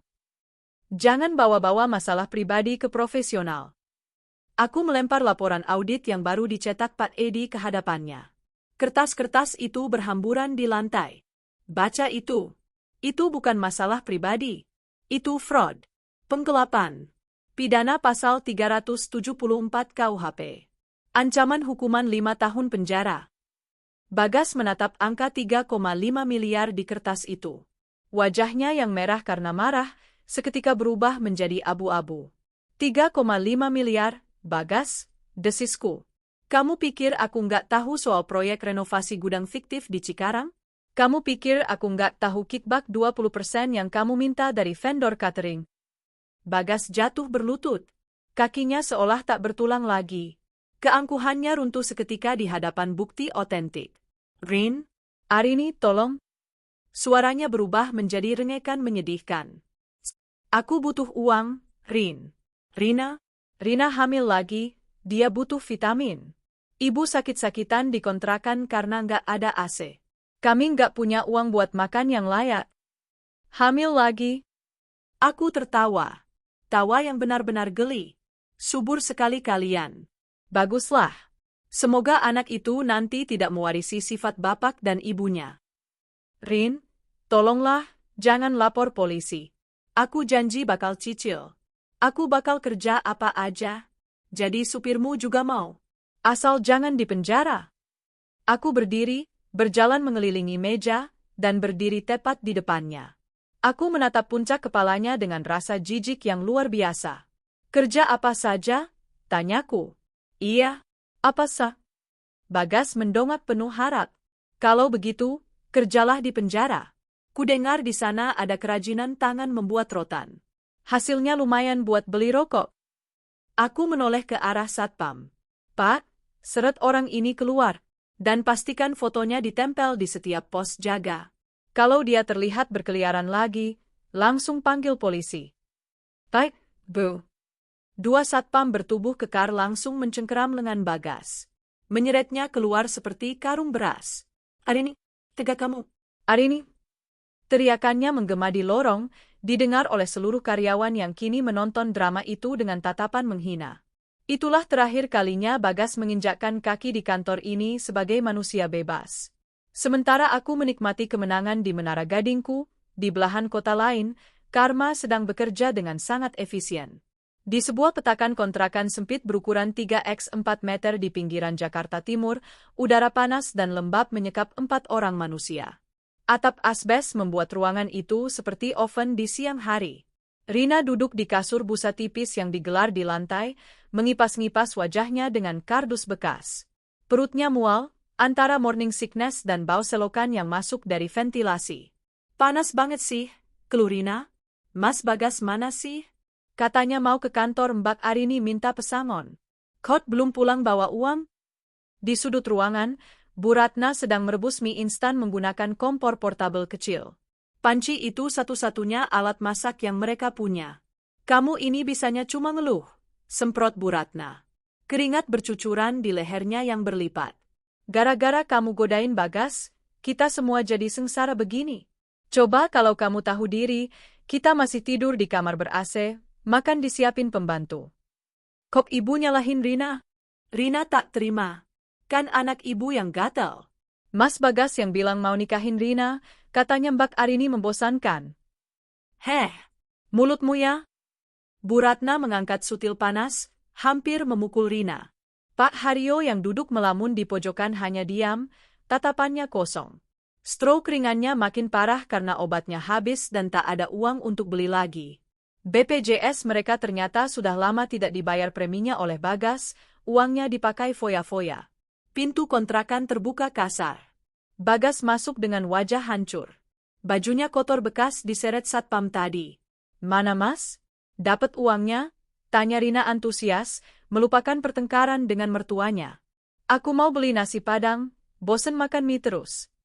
Bagas menatap Rina dengan tatapan kosong, lalu tiba-tiba, plak, sebuah tamparan keras mendarat di pipi Rina. Rina terjerembab ke kasur. Mas, kok aku dipukul? Gara-gara kamu, teriak Bagas kalap. Gara-gara nafsu sesaat sama kamu, aku kehilangan semuanya. Arini lapor polisi. Aku bakal dipenjara, Rin. Dipenda. Apa? Bu Ratna menjatuhkan panci mienya. Kuah panas tumpah ke lantai. Di penjara? Anakku sayang di penjara. Arini punya bukti audit 3,5 miliar, Bu. Aku nggak punya uang buat ganti. Pengacara mana yang mau bela kita kalau nggak ada duit? Bagas menjambak rambutnya sendiri, menangis meraung-raung di lantai tanah yang dingin. Suasana kontrakan itu pecah oleh tangisan keputusasaan. Rina memegangi pipinya yang merah, menyadari bahwa pangeran berkuda putih yang dia rebut dari kakaknya, ternyata hanyalah kodok buduk yang membawa petaka. Cinta? Nafsu? Semuanya menguap begitu kemiskinan datang mengetuk pintu. Yang tersisa hanya saling menyalahkan 2 hari kemudian. Aku sedang menyuapi Rio bubur ayam di kamar VIP rumah sakit. Rio sudah bisa duduk dan tertawa. Wajahnya mulai berwarna merah muda lagi, tidak pucat seperti mayat. Enak, Ma? Tanya Rio. Enak dong, sayang. Kan mama yang pesen khusus nggak pakai seledri, jawabku tersenyum. Ponselku bergetar. Panggilan masuk dari Kompol Arif, kenalan pengacaraku di Polda. Halo, Pak Arif. Bagaimana perkembangannya? Tanyaku sambil mengelap mulut Rio dengan tisu. Selamat siang, Bu Arini. Kami sudah memproses laporan Ibu. Bukti-bukti sudah sangat kuat. Hari ini kami sudah melayangkan surat panggilan tersangka untuk saudara Bagas Santoso. Jika dalam 2x24 jam tidak datang, kami akan lakukan penjemputan paksa. Terima kasih, Pak. Oh ya, tolong pastikan pasal pencucian uang juga dimasukkan ya. Karena aliran dananya mengalir ke pihak ketiga, adik dan ibunya. Siap, Bu. Kami akan periksa aliran dananya juga. Saudari Rina dan Ibu Ratna juga akan kami panggil sebagai saksi dan bisa naik status jadi tersangka penadah jika terbukti menikmati hasil kejahatan secara sadar.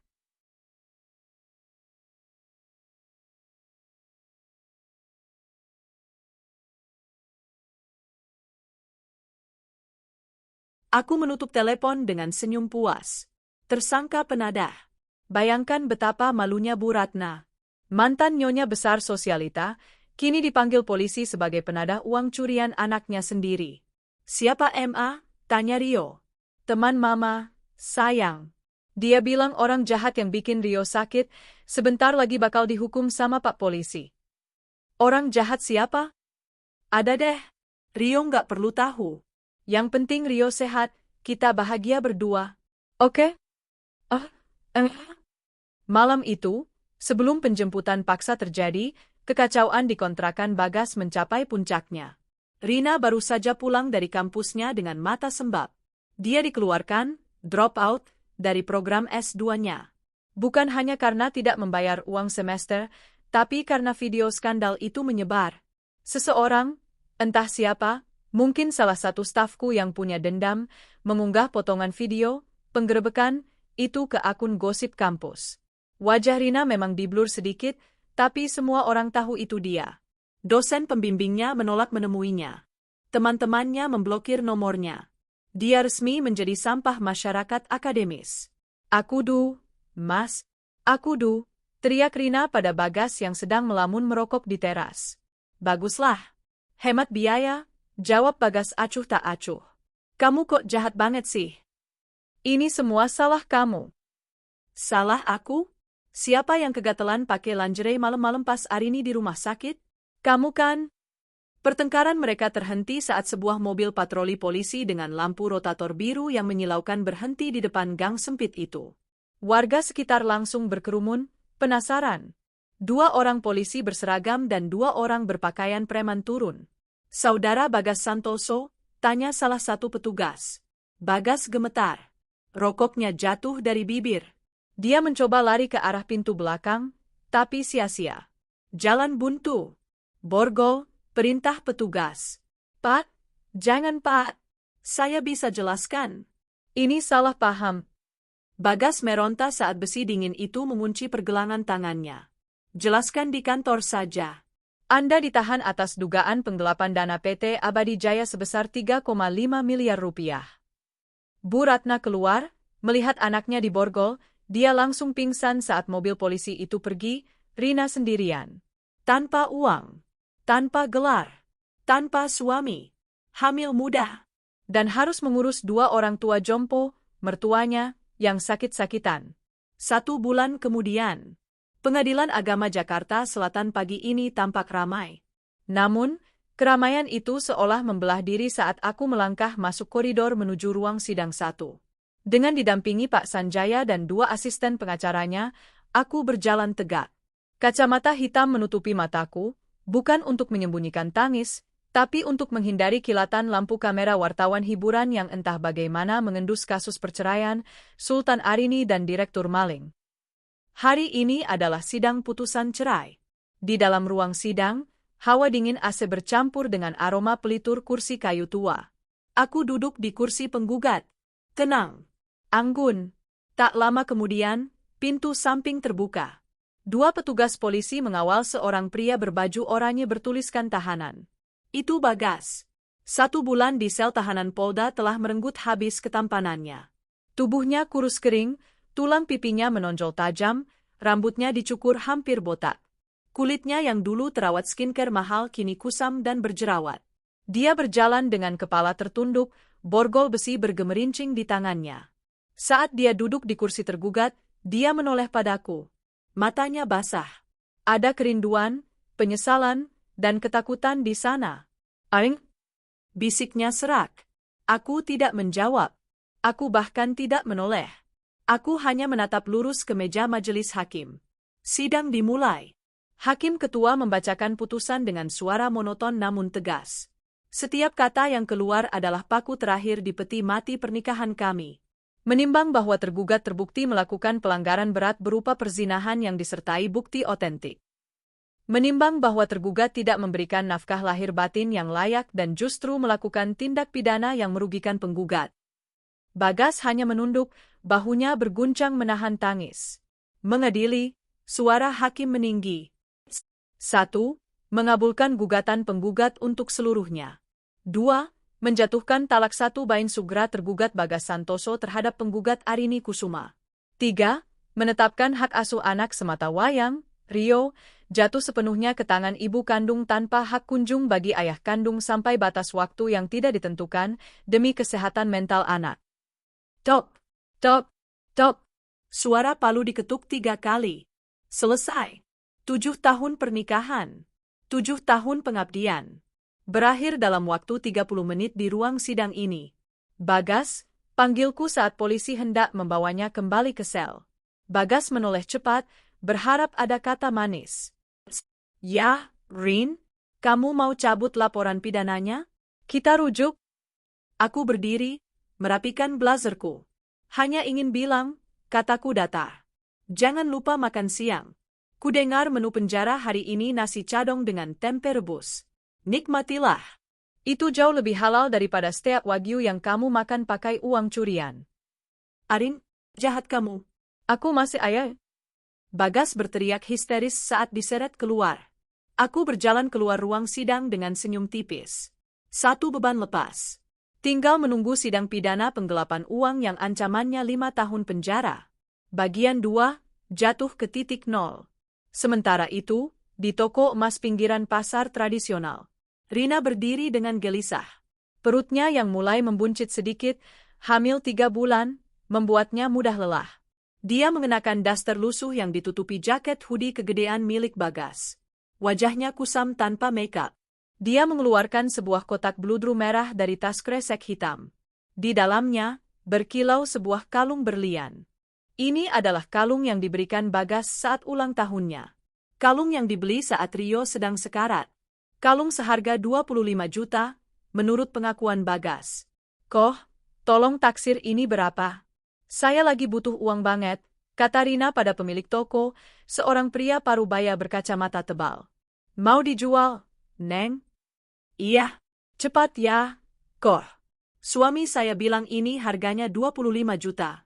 Saya lepas 15 juta aja deh, lagi butuh buat beli susu hamil sama obat mertua. Pemilik toko mengambil kalung itu. Memeriksanya dengan kaca pembesar, loupe. Lalu dia mengambil alat tes berlian. Dia mengerutkan kening. Neng, ini dapat dari mana? Tanyanya curiga.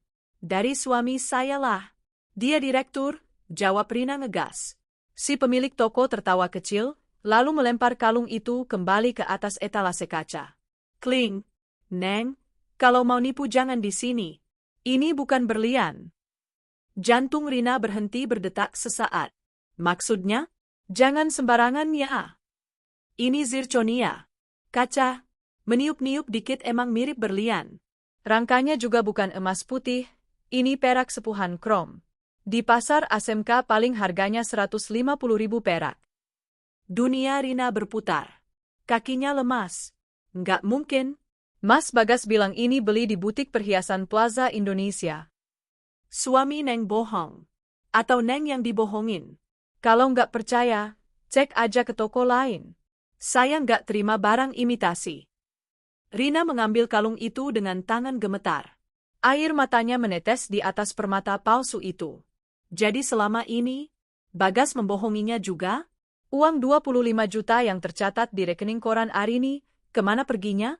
Apa Bagas punya selingkuhan lain selain Rina? Atau Bagas hanya memakai uang itu untuk judi online, lalu membelikan Rina barang palsu agar Rina mau melayaninya? Bangs, desis Rina. Dasar laki-laki bangsat. Rina berjalan keluar toko dengan langkah gontai. Dia tidak punya uang sepeser pun. Di kontrakan, Bu Ratna sedang demam tinggi dan Pak Haryo buang air besar di celana karena popok duasanya habis. Dia merogoh saku celananya. Hanya ada uang receh 2.000 rupiah. Cukup untuk parkir, tapi dia jalan kaki. Tiba-tiba, sebuah ide gila, atau ide putus asa, muncul di benaknya. Dia masih punya satu orang yang mungkin saja masih punya hati nurani. Kakaknya sore harinya. Hujan deras kembali mengguyur Jakarta. Mobilku baru saja hendak masuk ke gerbang rumah. Namun, Pak Ujang menginjak rem mendadak. Ada orang gila, Bu, di depan gerbang. Menghalangi jalan, lapor Pak Ujang. Aku menurunkan kaca jendela sedikit. Di tengah hujan deras, seorang wanita berlutut di aspal basah, tepat di depan gerbang besi yang tinggi. Dia kuyup, menggigil, dan memeluk perutnya. Rina. Mbak Arini tolong, teriaknya saat melihat mobilku. Suaranya kalah oleh deru hujan, tapi aku bisa melihat mulutnya bergerak memanggil namaku. Jalan terus, Pak, perintahku dingin. Tapi Bu, dia nggak mau minggir. Takut ketabrak, kata Pak Ujang ragu. Aku menghela napas kasar. Aku mengambil payung dari pintu mobil dan keluar. Pak Ujang buru-buru memayungiku, tapi aku menolak. Aku butuh dia melihatku berdiri tegak dan kering di bawah naungan payungku sendiri. Aku berjalan mendekati gerbang. Tidak membukanya. Aku berdiri di balik jeruji besi, menatap adikku yang berlutut di lumpur. Mau apa kamu? Tanyaku. Suaraku harus berteriak melawan suara hujan. Mbak tolong Mbak.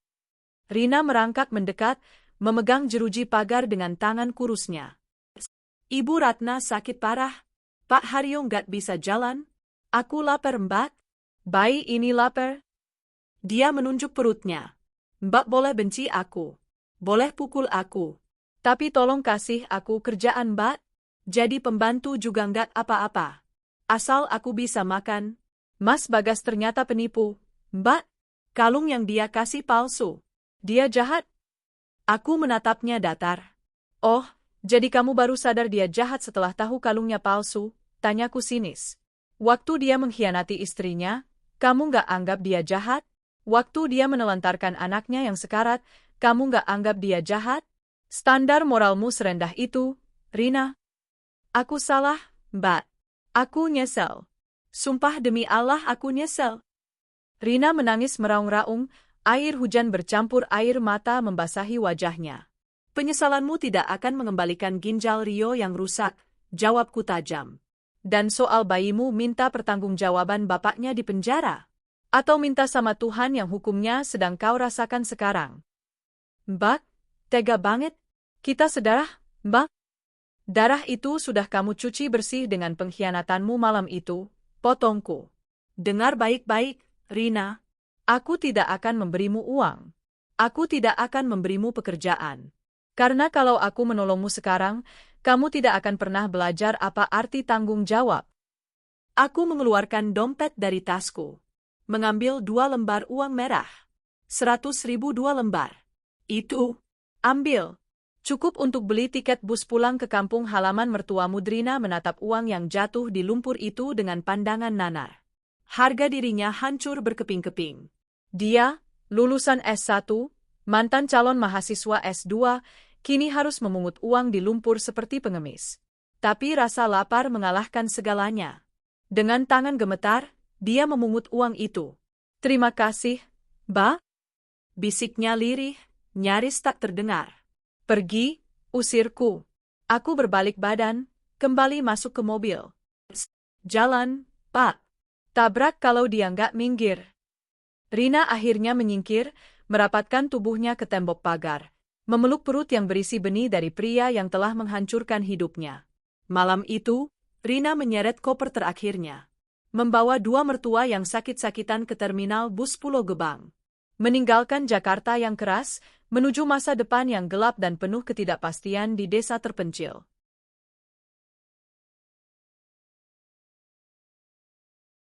Waktu adalah hakim yang paling adil. Ia tidak pernah berbohong dan selalu menempatkan segala sesuatu pada tempatnya yang semestinya. 5 tahun telah berlalu sejak malam badai itu. Pagi ini, ballroom Hotel Bintang 5 di kawasan Tamrin dipenuhi oleh tepuk tangan meriah. Cahaya blitz kamera berkilauan mengarah ke panggung utama. Dan penghargaan Businesswoman of the Year tahun ini jatuh kepada Ibu Arini Kusuma, CEO PT Abadi Jaya. Aku berjalan naik ke panggung, menerima trofi kristal yang berat itu. Di barisan depan, duduk seorang anak laki-laki tampan berusia 10 tahun dengan setelan jas rapi. Rio. Rio bertepuk tangan paling keras, wajahnya berseri-seri. Dia tumbuh menjadi anak yang cerdas, sehat, dan sangat menyayangiku. Ginjalnya berfungsi sempurna setelah cangkok donor yang kami dapatkan 4 tahun lalu dari seorang pendonor anonim, bukan dari ayahnya. Dalam pidato kemenanganku, aku tidak menyebut nama masa laluku sedikitpun. Mereka sudah menjadi debu yang tak layak diingat. Keberhasilan ini saya persembahkan untuk putra saya, Rio, alasan saya untuk terus berjuang. Dan untuk setiap wanita di luar sana, jangan pernah takut untuk berdiri di atas kaki sendiri. Karena ketika satu pintu tertutup, kita punya kunci untuk membangun pintu gerbang kita sendiri yang lebih megah. Di hari yang sama, di tempat yang sangat berbeda, gerbang besi Lembaga Pemasyarakatan Cipinang terbuka perlahan dengan suara berdecit yang menyakitkan telinga. Seorang pria kurus kering melangkah keluar. Kulitnya hitam terbakar matahari, rambutnya yang dulu tebal kini menipis dan beruban, padahal usianya baru kepala 3 akhir. Giginya kuning dan ada yang tanggal. Dia menjinjing sebuah tas kresek hitam berisi 2 potong baju lusuh. Bagas Santoso. Dia menghirup udara bebas setelah 5 tahun mendekam di penjara karena kasus penggelapan dana. Tidak ada remisi untuknya karena dia sering berkelahi di dalam sel, pelampiasan stres karena tidak ada satupun keluarganya yang membesuk. Dia menoleh ke kanan dan ke kiri, berharap ada mobil yang menjemput. Mungkin Rina? Atau ibunya? Kosong. Hanya debu jalanan dan suara bising knalpot bajai. Mau kemana lo, Bang? Ojek, tawar seorang tukang ojek pangkalan. Bagas meraba saku celananya. Uang pesangon dari penjara, hasil kerajinan tangan, hanya cukup untuk makan 3 hari. Enggak, Bang. Jalan kaki aja, jawabnya serak. Bagas berjalan tanpa tujuan. Dia tidak tahu harus kemana. Rumah mewahnya dulu, itu milik Arini. Dia sudah dilarang mendekat. Kontrakan Rina? Dia dengar Rina sudah diusir ke desa 5 tahun lalu. Dia berhenti di depan sebuah toko elektronik. Di etalase kaca, sebuah TV layar datar sedang menayangkan berita bisnis. Wajah cantik dan anggun Arini terpampang di sana, sedang memegang piala. Di bawah layar tertulis, Arini Kusuma, pengusaha wanita paling berpengaruh. Bagas terpaku. Lututnya lemas. Wanita di layar itu dulu adalah istrinya. Istri yang dia sia-siakan. Istri yang dia sebut membosankan. Istri yang dia hianati demi nafsu sesaat pada adik iparnya sendiri. Kini, wanita itu bersinar seperti matahari yang tak terjangkau. Sementara dia hanyalah sampah yang baru dibuang dari tempat pembuangan akhir. Arini, desisnya, air mata penyesalan menetes membasahi pipinya yang kotor. Tapi penyesalan itu terlambat 5 tahun. Terlambat selamanya. Bagian 3, Neraka di Kampung Halaman. Jauh di sebuah desa terpencil di Jawa Tengah, di sebuah rumah berdinding anyaman bambu yang hampir rubuh. Suara batu kering terdengar bersahut-sahutan. Rina, yang kini terlihat 10 tahun lebih tua dari usia aslinya, sedang menjemur kerupuk gendar di halaman tanah yang becek. Wajahnya kusam, tangannya kasar penuh kapalan. Daster yang dipakainya sobek di bagian ketiak. Rina, air. Ibu haus, teriak suara parau dari dalam kamar. Rina membanting tampah kerupuk dengan kesal. Iya, Bu. Sabar napa? Rina lagi kerja biar kita bisa makan. Dia masuk ke dalam kamar pengap yang berbau pesing. Di atas dipan kayu tanpa kasur, terbaring Bu Ratna. Tubuhnya lumpuh separuh karena stroke. Pak Haryo sudah meninggal 2 tahun lalu karena sakit paru-paru yang tak terobati. Kamu itu ya, ngebentak orang tua terus, omel Bu Ratna walau bicaranya pelo. Kalau bukan karena ibu yang manjain Mas Bagas dulu, kita nggak bakal kayak gini. Rina membalas sengit sambil menyodorkan gelas plastik berisi air mentah. Coba dulu ibu melarang Bagas selingkuh, coba ibu nggak mata duitan, kita masih hidup enak di Jakarta. Salah kamu yang gatel godain suami kakakmu. Diem? Di sudut ruangan, seorang anak laki-laki berusia 4 tahun sedang menangis meminta makan. Anak itu kurus, ingusan, dan tidak terawat. Anak hasil hubungan gelap Rina dan Bagas. Anak yang tidak diharapkan. Mak, lapar ma? Rengek anak itu. Sana main tanah. Emak belum dapat duit, bentak Rina. Rina duduk di lantai tanah, memijat kepalanya yang pening. Tiba-tiba, tetangganya lewat sambil membawa koran bekas bungkus cabai. Rina melihat sekilas foto di koran itu yang terinjak sandal tetangga. Foto Arini. Tersenyum bahagia bersama Rio. Hati Rina mencelos. Rasa iri, dengki, dan penyesalan bercampur menjadi racun yang mematikan jiwa.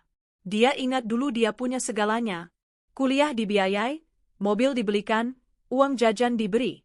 Dia punya kakak yang menyayanginya seperti ibu peri. Tapi dia menghancurkan semuanya demi sebuah kalung kaca dan janji manis pria penipu. Sekarang, pria itu ada di penjara, atau mungkin jadi gelandangan, dan dia terjebak di sini. Mengurus mertua yang lumpuh dan anak yang rewel, dalam kemiskinan yang tak berujung. Bak Arini? Bisik Rina lirih, air matanya jatuh ke lantai tanah. Andai waktu bisa diputar? Tapi waktu tidak pernah berputar mundur. Sore itu, di balkon penthouse apartemen baruku yang menghadap Cakrawala, Jakarta. Aku menyesap teh kamomil hangat sambil memandang matahari terbenam.